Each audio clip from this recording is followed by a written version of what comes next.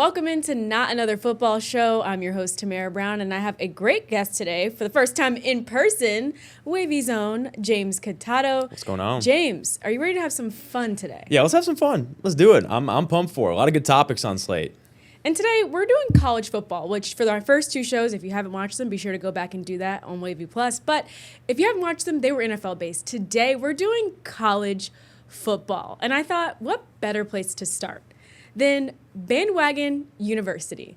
Basically, if you could pick a team right now, say if you were, 18-year-old James, we're going to start with you. Where would you want to enroll in college based off of the most fun team you enjoy watching right now? Yeah, totally. I mean, so I grew up in upstate New York, so I'm always going to be biased to my orange. Big Syracuse fan, grew up a Syracuse fan. I went to Syracuse for grad school, but I have to say, Penn State is electric, and I will say the atmosphere of watching like a Penn State football game at Beaver Stadium always just appealed to me, especially the whiteouts, and then you get older and you hear the whole Mo Bamba thing, and they're all jumping around like crazy. So I just think as a student, if I ever went to a football game at really just a massive power school like a Big Ten or an SEC, but especially a Beaver Stadium Penn State football game, I think that would be my go-to for sure. So I get that. I think Penn State is great. Obviously, I've never been there. The whiteouts look awesome every time Insane. I see them. But my problem is this year picking them for Bandwagon University. No, right I know. now here in this show when they don't have a head coach, they're just not your typical Penn State, James. No, they're not. They're not. They're on a down year. But, and the thing that's crazy about this is they did have the skid with James Franklin. But the expectation now with Penn State is you're a college football playoff team. You're going 11-1. You're going 10-2. 10-2 is an average year for Penn State football at this point, which is why even the skid, the Northwestern loss was horrid. But, I mean, they had Oregon on the ropes. It was a really close game. They were a top 3 team in the country at that point. So it just goes to show you the volatility of college football for sure. But I think that it's going to be a really quick rebuild for Penn State. Before we go, we have to, get your thoughts here. Who's going to be their head coach if they're going to turn things around? Who are your picks? That's a good question. I think for a lot of the head coaching jobs right now, in terms of a coaching carousel, because it really is just a coaching carousel at this point, and you're going to see so much movement around college football from all of the coaches that have been fired. I'm talking like, James Franklin, Billy Napier, Brent Pry, like there's just so many good names out there. Honestly, it's hard to pick. I just think that you can't, for a Penn State job, a job like that is probably one of, if not the biggest head coaching positions in college football right now, you can't hire a coordinator. You have to go after somebody who has legitimate head coaching experience for this job in a power conference, because it's too hard to take a gamble on somebody who is a coordinator prior to that. Penn State's too big of a job, and their expectations are way too high. I can't hammer down one name, though, because there's too many that have been fired at this point, so... You're not wrong, and I want those same qualifications for Virginia Tech, but that's, True. A show for another day. Perhaps James Franklin to Virginia Tech. I mean, that's a whole thing. That's a whole thing. I do support that, but that's a show for another day. True. And, we don't have much time here. And I have to get into my pick for if I was enrolling into college, which is pretty shocking. It's pretty shocking, and it is Indiana, which I feel crazy saying that because, no, I do not want to move to Indiana. I've already lived there, and it's not someplace that I want to be, but I got to go with Indiana. I mean, I would have never picked them to be in the position that they are today. They are undefeated. Yeah. They're one of 3 teams that are undefeated right now, and when you look at the Big Ten, you never thought of Indiana as a football school. They've always been a basketball school, and I remember when he got hired, and he was at the pep rally, just hyping the crowd up, talking about how they were going to beat Michigan and they were going to beat Ohio State. And I was thinking, wow, I really hope that this guy can back up those claims. Those are some really strong claims to make. And Indiana is not a football school. And here they are, proving, me wrong, and I'm sure everybody wrong. And I can't imagine being a student there right now and having your football team be this good. They're probably going to the college football playoffs, knock on wood, as long as nothing bad happens in the next couple of weeks. Yeah. But Indiana, are they shocking you? No, not at all. I think that last season was evidence that Curt Cignetti is one heck of a coach and deserves the payday that he just got, not only in the first year at Indiana, but then the extension that he signed to basically keep him away from taking the Penn State job just 2 weeks ago. I mean, Curt Cignetti is one of the premier college football head coaches. If there was ever a doubt at that, you just have to look at the resume that Indiana's built. I mean, they're the number 2 team in the country right now. You could make an argument that they should be number 1. It's the only reason they're not is because they almost lost to Penn State. It was a late game touchdown that saved it for Indiana, an incredible catch at the end of the game. They also have, you could argue, the number 1 pick in this year's upcoming NFL draft in Fernando Mendoza. Being a Jets fan, Fernando Mendoza, yeah, we need a quarterback. We need a quarterback. Okay, but Jets have ruined so many quarterbacks. I hope he doesn't go there. I hope he goes somewhere else. You know, right now it's probably between the Jets and the Dolphins for that number 1 overall pick. Or maybe the Browns. Or the Browns. There's so many options, but for his sake, I hope not the Jets. And it's some sort of quarterback cemetery that will. It'll be like it was for Sam Darnold, where the Jets will get him, and then he'll be not good for the Jets for 2-3 years, and then the fans will chase him out of town, and then he'll go somewhere else and be great, like Darnold did multiple times over, like the Vikings and the Seahawks. So I don't want to talk about it. It's fine. I'm sorry. It's fine. I'm sorry to bring it up. I feel like, honestly, in all of my shows, somehow the Jets keep coming up, and we always end up making fun of them somehow. And this was unintentional. You brought it up. It's not in the rundown. Yeah, I love to bask in the Jets losing. Yes, it's been like that my entire life. Thank you so much for participating in the fun in the first segment, Bandwagon University. We've got some more interesting segments coming up. You don't want to miss this. Stay tuned. James and I will be back after the break. Welcome back to Not Another Football Show. The first segment, it was Bandwagon University. Now it's time to get into the books. Class is in session. James, I'm putting you on the hot seat first. Let's do it. You know, first I had you as a student, where you were going to enroll in college. Now I'm going to have you put your professor hat on. If you could teach a class right now I guess you're picking Penn State, you know? If you can teach a class there, what's it going to be? So I think that the first things first, we are talking about field storming, right? Because there's been so much controversy on field storming this year. And I think it all started with UVA. When UVA had that massive upset win and they stormed the field, and it was like people were getting trampled. Like, there was a rumor that a dozen people went to the hospital in Charlottesville, right? But UVA is such a rare case because Scott Stadium is constructed so uniquely, with the field and the student section being literally on field level. Most college football stadiums, you got that barrier, you got to jump down. So that field access, boom, was there. Then you see all these tweets talking about, well, the ACC is going to, do away with field storming. Dumb. But it's like, at the end of the day, I understand rushing the field when you beat an elite level college football team. Wisconsin fans, I got no beef with Wisconsin fans. They rushed the field after beating Washington. And it's like, listen, I get it, right? You got to find your licks somewhere. Washington's a ranked team, all this, that they were in the playoff a handful of years ago with Michael Penix. Totally understand. But like, we're talking about like the 22nd ranked team in the country. Like, we get, it's not even like if you beat Oregon, go. You beat Ohio State, go. You win the Big Ten championship, go. Like, get down there. But it's like, we can't ruin the novelty of field storming, because if we do and everyone just starts rushing the field for everything, I don't get it. I'm slamming over here. I'm slamming because I'm passionate about it.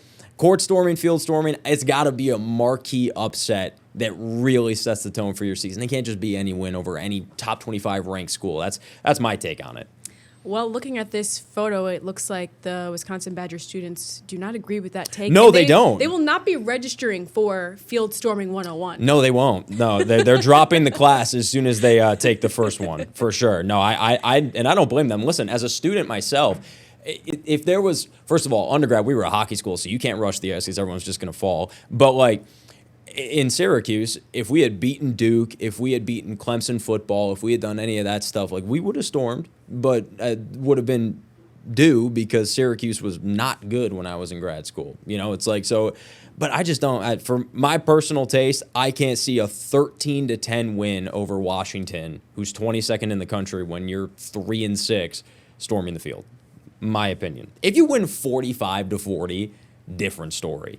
But I don't know. 13-10 game against a 6-3 Washington team who's now unranked. I don't see it. I don't hate it. I think, when I look back at UVA, I think, people were saying it was like the fastest field storming ever. Oh, it's nuts.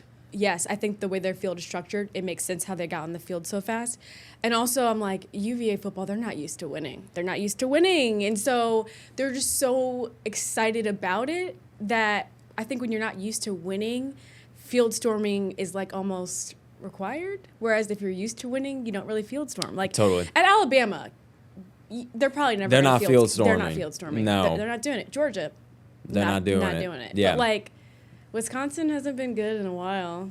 It has honestly. been a minute. Yeah. UVA is never good. And so I think it depends on the fan base. I do agree that there needs to be levels to field storming, but these fan bases that never win, they have to find their joy in it. But now it's time for my class. Do it. I could never be a business major, honestly, because I am not good at math, and I'm going to own that. But if I was able to teach a class, I think my class would be making better business decisions, because these firings in college football, they're adding up. They're adding up. Best job in college football is a fired head coach. Literally. Yeah. And it's so funny. I saw a meme the other day, and it was like, our teachers lied to us because they told us that we would have to know math without a calculator because we won't have a calculator everywhere we go. Now, that was a lie because we have phones. We have phones, and so therefore, we can add wherever we go. Yep.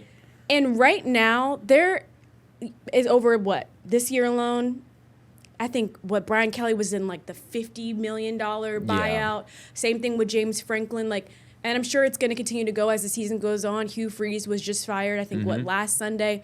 And so when you're looking at it, you're like, okay, can we just make better business decisions? Can we write better contracts? Can there be not as much guaranteed money so that when because I can't even say if, when they do get fired, you're not in a situation where you're paying someone $50 million guaranteed. And then you're expected to go out and hire another coach. Right. So how are you going to then hire another coach when you're paying this guy $50 million, and then you have to go write another $50 million contract for the next coach that you want to hire? I feel like you're just digging a huge hole. So my class would be making good business decisions. Well, I'm looking at the top 10 list right now of what the costliest moves would be if these coaches were to get fired. I mean, James Franklin, 56 mil, Dabo Sweeney, 60 mil, Brian Kelly, 62, Mike Norvell, 63 mil. They wanted him out of town last year when they were awful. Steve Sarkisian, 64 mil, Kalen DeBoer at Alabama, 70 mil, Lincoln Riley, 90 mil, Kirby Smart, 118, right? So, I mean, yeah, it's pricey, but if you're a head coach and you got fired, shoot, you're walking away with a bag. I'm just saying. They are. And I think in James Franklin's contract, they said that he has to be looking for another job, which I thought that was good fine print of we're not just going to pay you this guaranteed amount. And then you go away. Right. Exactly. Yeah. You have to prove that you're trying to find something else. Which he is. Yeah. Yeah, he is. Hopefully, like we mentioned in segment 1, hopefully to Virginia Tech. My problem is with all these firings that we have up here on the screen, there also are some missing too, is that there's going to be so many options for him to choose from. So, like I said, story for another day. But these firings, let's have a business class on these contracts. Yeah. I probably couldn't teach the class. Maybe I could be a TA because, math is not my thing. But this is a good class, and I think a lot of people should sign up for it. I'm with that. So it would be like professional pocket watching almost. Basically. I'm down. Basically. I think we have time for one more class, but that means that you're going to have to teach it. You're going to have to teach 2 classes because, honestly, no one is probably signing up for Field Storming 101. Hey. What else you got? That's a good question. I would say I'd be down for SEC drama studies. All the crazy stories that come out of the SEC. First of all, Kirby Smart every year talking about when he beats crappy G5 schools by 35 points, and he's like, the SEC is tough. No, whatever. It sounds like this is T. Yeah, this is T. This is T. I'm going for Carson Beck and Hannah Cavender when they broke up in the spring of 2025. Because that was fill me in. Because I don't know this T. Yeah, this is T. So I mean, the Cavender twins, right? They were super. I mean, they moved to Miami. The basketball players, everyone's going crazy over the Cavender twins, and then Carson Beck is at Georgia playing quarterback, and he's dating Hannah, and then he moves to Miami to be with Hannah. And I swear, it felt like a week. It was like a week after Carson Beck moved to Miami. and it was cooked. Like, the relationship was over, and there were allegations of cheating, and there were like rumors of all that stuff, and and then like Hannah cited like his behavior and his character and not the cheating. And then we talked about this outside of the studio, where it was like the cars were still like their luxury cars were stolen. I looked at it. It was both of their cars. And then like there was a whole investigation in February of 2025. That, you want to talk about tea? You want to talk about clock and tea? Tea time. That's the name of the class. That's it right there. That's SECT. That's what it is. Honestly, having a class that was basically the cliff notes of all the drama, all the tea, I mean, that sounds like a great class to sign up for. I think they call them like elective classes. Like, those are like the fun classes you want to go to, like art or, maybe a history class. I think this would be a good one. This might be good. I wasn't a fan of your field storming one, but this one I can sign up for. Hey, you know what? Let's do it. I have Maybe I'll two. get a minor. I have two classes, and on Rate My Professor, my field storming one is awful. It's an F, and on this one, it's an A. So I'll take it. I'll take it. We'll be back with more Not Another Football Show right after this break. And we're back on Not Another Football Show. We're so glad to still have you hanging out with us, having some fun. We've got James Kattato over there, and, we've doing a lot with college football today. First, we had Bandwagon University. Then we were taking y'all back to school. Now it's time to hand out some grades. The best part. Midterms are around the corner. If you are a college student, I don't enjoy that. It's always hard when you have the holidays coming around. But I'm going to start with something good. I've put you on the hot seat first, James, and so I'm going to start here. And I'm going to start with the Dean's List. Let's start off with the good stuff. Dean's List. The Dean's List for me is also shocking. I was shocked myself picking Indiana earlier for the school I was going to bandwagon and want to go to school. I'm pretty shocked here, too, with picking Dean's List for Texas A&M, because I can tell you at the start of the season, I probably wasn't picking them to be 9-0 right now. Yeah. Especially after last year, they started off strong, 7-1, but then they lost to 4 Power 4 teams. And so I was like, okay, this team might be a fraud. But this year, 9-0. Can't say I scripted that. And I like Coach Elko, who was actually at Notre Dame when I was there. And I like the trajectory that he has gone on. I think he's a really great coach. And now I'm excited to see what they do with this 9-0. Do they continue to stay undefeated, make it to the SEC championship, maybe be a part of the drama that you talked about in the last segment? Don't know. Hopefully they can stay out of the headlines, but do they make it the long yard? That's my question right now. But midterms, we're not talking about final grades. Midterms, they're on the Dean's List for me. No, I love that. That's a great pick. I think that I could very easily see them in the SEC championship game. They're a threat. They are an absolute threat. They're a reason why Brian Kelly got canned. I mean, they are, especially when you consider the fact that the SEC could potentially have 3-4 teams make the college football playoff this year. I can't see a world where, unless they just totally crumble over the last 3 weeks, where they don't make the SEC championship game and then eventually make the playoff. Even if they lose in the title game, I could see them making the playoff. What about you? Do you have a Dean's List, or do you want to go probation, or do you want to go two. school dropouts? I mean, we have plenty of places to go here with midterms. We can stay with the Dean's List. We can move on to who you got on probation or dropouts. I'm going to stay on the Dean's List. Ohio State is the obvious one because they're the best defense in the country. They are the number 1 team in the country. I just think Ohio State's going to go back-to-back. I think that they have such a high-powered offense. I'm a big Julian Sayin fan. I think that they are just so well coached and well balanced. I find it so hard to believe that a Big Ten team is going to make them falter at any point, especially in the championship game. So I think they're going to be the number 1 team in the country going into the college football playoff. If it ain't Indiana, it's Ohio State for sure. I think that their pedigree, their championship pedigree, even though they haven't won a ton outside of last year, especially under Ryan Day, you look at that and you point to that and they say, well, they've been in this scenario before, deep playoff run. So I trust that for sure. And then my second Dean's List team, I'm adding a second one, James Madison. They get a lot of flack in the group of 5 scene, and I don't appreciate it. And maybe it's because I work in Virginia, JMU's in Virginia, and so I'm a little biased. But the South Florida fans, the American Conference fans, all that give JMU flack for not playing a good schedule, listen, they're 8-1. They've won the games they're supposed to. They're blowing teams out in the process. Marshall gave them a little run for their money, but when you think about it, JMU never trailed that game. Their only loss is to a ranked Louisville team by 14 points. They have the number 4 team defense in the country. JMU is an elite defensive front. Bob Chesney is an elite head coach at making second half adjustments. I was on the field for JMU ODU when they were just getting wrecked in the second half. They're a very good team. They should be the G5 bid to the college football playoff as long as they continue to go on the trend that they're going, which is winning the Sun Belt Conference Championship. They're a good team. I don't think any Power 4 school wants to see them in the first round of the playoffs. I really don't.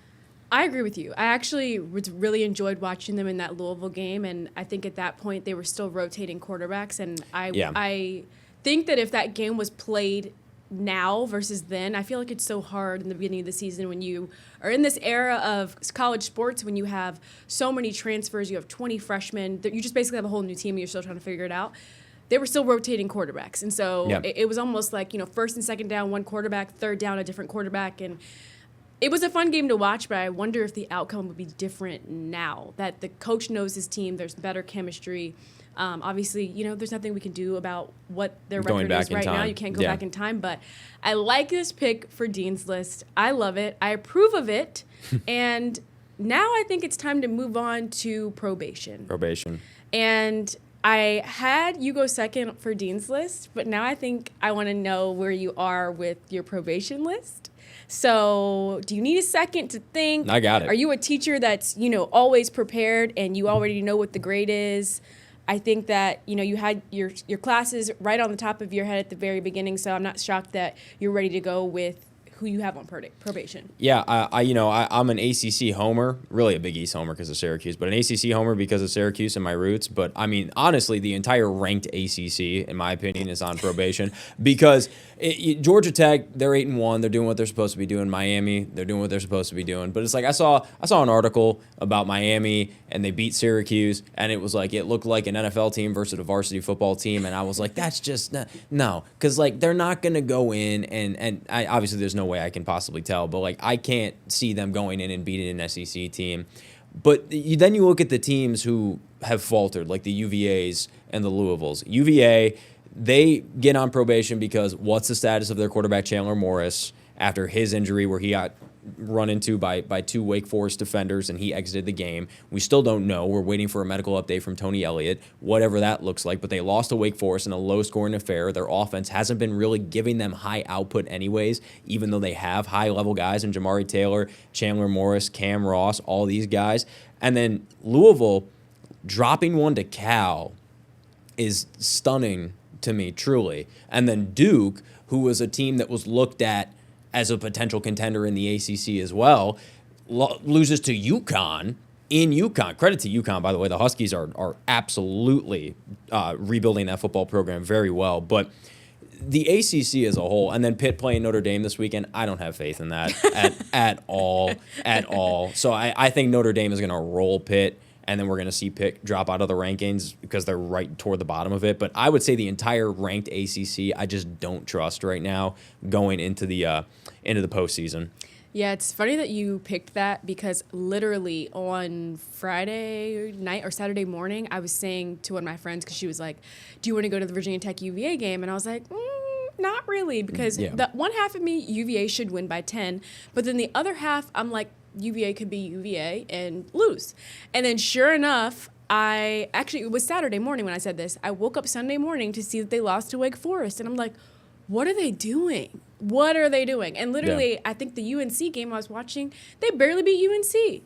And so you just don't know what you're going to get with these ACC teams. So I fully support why you have them on probation. They're a Power 4, but they don't recruit like the other 3 Power 4 schools. So it's kind of hard for them to compete, especially on the national stage. They had 2 ACC teams make the college football playoff last year in SMU and Clemson, and neither of them have a national championship to show for it. So it's just like competing with the big dogs, hard to do when you're in the ACC because you're already at a disadvantage recruiting-wise. Do you have a probation? Honestly, my probation was Notre Dame, and I think you can kind of slot them into that ACC list, even though they're like not in the ACC, but they play ACC pseudo teams. ACC school. Yeah. Yes, I have them on probation just because I feel like there's just so much expectation with Notre Dame every year. And when it comes down to the college football playoffs, they just don't show up. Or they're just not good enough to beat an SEC team. And I don't know if it's just the type of athletes that they have. I don't know if it's, they're building their own schedule. I don't know if it's their schedule not being tough enough to prepare them for the playoffs. But I just feel like they get to that point, that championship, the college football playoff, and they get rolled. And so that's kind of why I have them on probation, because I feel like you have this hope and you have this expectation for them, but then it's like when they get to that big moment, it's a letdown. Well, so, I mean, they did play in the national championship game last year. They did, but I think a win would stop people from doubting them. And I think when the college football playoff was first looking at being expanded, it was for teams like Notre Dame, obviously, the group of 5 schools to get into, but Notre Dame doesn't have a chance to play in that championship game in a conference. And so they opened it up to let a team like them in. And I think when you have the opportunity to come in, you need to win. So then people will stop talking about you. It's almost a cheat code if you're Notre Dame, because there are no conference losses to hinder you from getting to a conference championship game. So it's like I'm looking at their schedule right now, right? So they lose to Miami, and they lose to Texas A&M, and they beat USC, who are all ranked teams. But they lost to Texas A&M by 1 point, and they lost to Miami by 3 points. So their resume basically says, we can hang with the elite teams, and if the ball bounces a certain way, we can beat the elite teams, and we have shown that we can beat a top 20 team in USC, and then we take care of business against the non-elite teams like we're supposed to do. I don't hate Notre Dame. I mean, Navy was up for a G5 bid for the playoff too, and they rolled them this weekend. They beat them 49-10. It was not even competitive. I had it on the screen while I was editing sports. So I don't hate Notre Dame going into the playoff. It sucks that there's no conference implication for them if they were to fall a couple of times. But you could see them, I mean, losing 2 or 3 games. If they were to lose to Pitt and they were a 3-loss team going to the playoff, it wouldn't surprise me, just because there's no implication for their conference. Lack of, for that matter. Deep breath. Deep breath, because we're sticking with the ACC here for me for dropouts. Okay. I think Florida State needs to just drop out. Just leave the conference. Just drop out, because he hasn't been fired yet, but you could probably add him to my making better business decisions class. I am very confused. This is another team, like, they start off the year so strong. Like, I'm like, okay, when they beat Alabama at the beginning of the season, I was like, okay, maybe this is Florida State's year. Maybe they're going to be really good. Maybe they're going to, take the spot where, Clemson was the big dog in the ACC. Maybe that's going to be Florida State this year. And ever since, I'm like, okay. Maybe you can't judge a book by its cover. You can't judge by the first game of the season. Yeah. What is going on here? I just don't understand, because they have a very experienced coach. They have really good players. I just don't know what happens after the first or second game of the season. It's like the wheels fall off. Yeah. I just don't know. I don't know. And it's too late, obviously, to fix it now. Looking at their past couple of games, some of them they've been in. So I won't fault them for Miami, for example. It was 28-22. I won't fault them there. They went to overtime actually with Virginia. I won't fault them there. But there are certain ones where I'm like, what is going on here? Yeah. Like Pittsburgh. Top 25 team. That's fair. But they will probably get bounced out of the top 25 when they lose to Notre Dame. Yes. And then how did you lose to Clemson? Clemson's not good. Like, they're not the normal Clemson. You lost 24-10. Mm-hmm. Up next, they have Virginia Tech. We're not going to talk about that. That's probably going to be a really bad game. Nobody watched that. Yes. And it's at 7:30 p.m. That might be like a 7-7 tie, if there could be a tie in college football. But they missed the mark for me. Florida State has so much potential, I feel like, every year, and they start the year off with like a big win. And then from there, it's kind of like it plateaus. So drop out, Florida State. And I don't even know if he's going to be there at the end of the year. So we'll see. Yeah. Hefty buyout if that is the case. My dropout is not really Memphis football, but like Memphis fans, because they were talking crazy on social. And to Memphis' credit, they've had a great year. And I think that Memphis being 4-2 in conference play is more so a testament to how good the American is and how deep the American is this year. So if JMU doesn't get a playoff spot, it has to go to an American team, because you look at the conference records right now. Navy's atop 5-1, South Florida 4-1, Tulane 4-1, North Texas 4-1, East Carolina 4-1. Memphis 4-2, Army 3-3, Temple 3-3, Florida Atlantic 3-3. There are only, let's see, 5 American teams who aren't at least 500 or better in conference play. So I wouldn't say that Memphis is like that. It's definitely been a great season for Memphis, but I would say that a lot of American fans, like you look at Tulane, South Florida, Memphis, those are really the 3 biggest offenders, that, especially in JMU's mentions. I am not a JMU fan. I know it's kind of looked like I'm like a Carson Beck hater and JMU fan this episode. It's not, I promise. But I'm sticking up for the Sun Belt because the Sun Belt has some pretty solid teams in it. And really the only overlap that we saw was Memphis playing Troy earlier this year, and Memphis won that game. So I think Memphis, East Carolina this weekend is a really telling game. But Memphis, in my opinion, is out of the playoff picture for the G5 bid because if JMU continues to win, that is a non-factor that Memphis is in. Right now, every team in the American outside of North Texas has at least 2 losses. North Texas is 8-1 if they can win the conference. I would like them a little bit better for the spot than maybe JMU because the conference is just deeper. But don't disrespect the Sun Belt because the Sun Belt is a very, very solid conference in football. Even though it's down compared to previous seasons, it's still a really strong conference. But I would say Memphis, mostly their fans. So that's what I got. Gosh, James, I first of all love the love that you're giving to the smaller group of 5 teams because they need love too. They're still part of college football. But overall, thank you for coming on Not Another Football Show, having some fun with me today, going back to school, giving some classes, giving some grades. It's been a pleasure having you. Yeah, thanks for having me on. I appreciate it. Can't wait to run it back. We'll be back with another episode of Not Another Football Show next week. Check out the other episodes if you missed them, and thanks so much for watching.